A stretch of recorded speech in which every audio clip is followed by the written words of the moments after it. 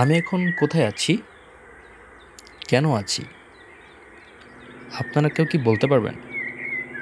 আচ্ছা, যাই হোক, সেটা পরেই আমি আপনাদেরকে জানাচ্ছি। তার আগে একটা গল্প বলি,